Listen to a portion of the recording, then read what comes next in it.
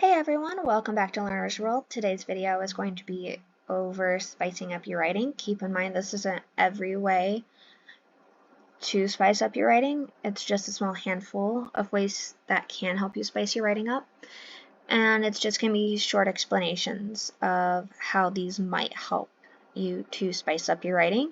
So without further ado, let's get started. Starting off with involving the audience. So the background information provided in the writing will be influenced by who it is directed at. Guidelines when addressing readers include establish common ground with readers, show understanding of your reader's background and views, use supporting factual and visual information that will be understood by your audience, adjust language, tone, style, and level of formality to reflect the readers you are addressing. Next, you want to appeal to all senses. You want to write with words that describe the scene to help the reader to picture what's going on. You want to describe how a certain food tastes, if the character is eating, or at least describe what the food means in the context that it is given. The best way to describe a food would be using a metaphor. For example, to describe a sweet food, you could describe it as a melody of sugar on the tongue. To write with sight, you want to use visual examples that are more in depth than simply saying something like the green grass. You want to ask yourself what you see for the scene and why it matters. When writing about smell, you want to close your eyes and imagine what smells would be surrounding the character in that scene.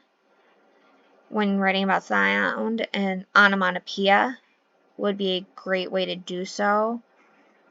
If you're unfamiliar with what an onomatopoeia is, it's going to be a word sound. For example, you have whoosh or kerplunk.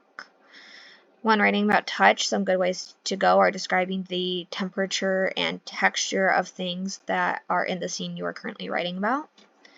Next, sharing personal stories. So sharing personal stories can help to process feelings and emotions. It also will get you used to describing things and talking about things in depth to help you get better with your writing. It's also going to have the possibility of helping you to resolve some old issues. Sharing personal stories can also help others to feel less alone, depending on what they are dealing with. Use the active voice. So voice refers to the connection between the subject and the object of a sentence. The active voice is when the subject of the sentence takes a more prominent role. The subject states what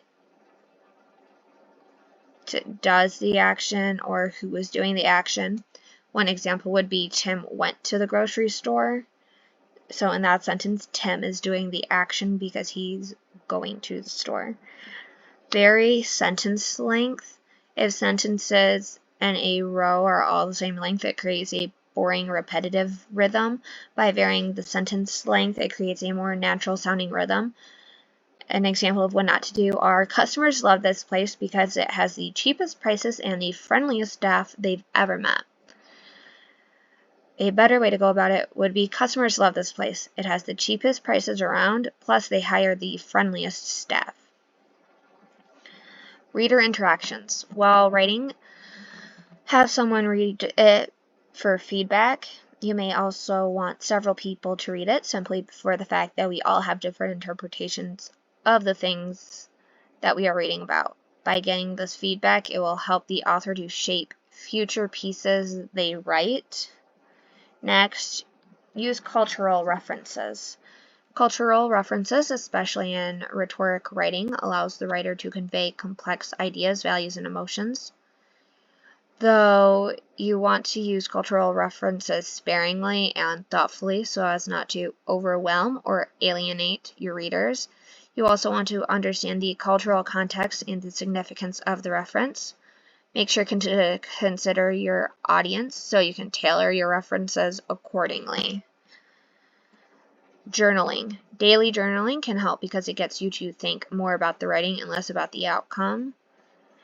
By thinking more about the writing, it helps you to focus Because if you're thinking about the outcome, your writing is probably not going to be as good as if you just focus on the writing as you are going about it.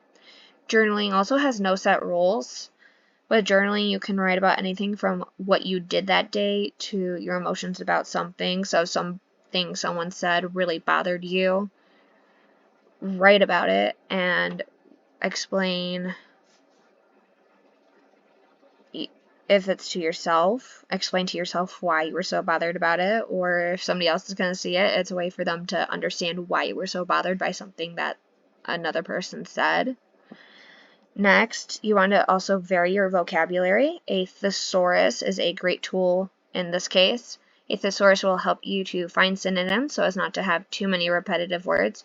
You also will learn new words you may not be familiar with before using it, and thus expand your vocabulary as you look for the right word to use in the paper or book you are writing.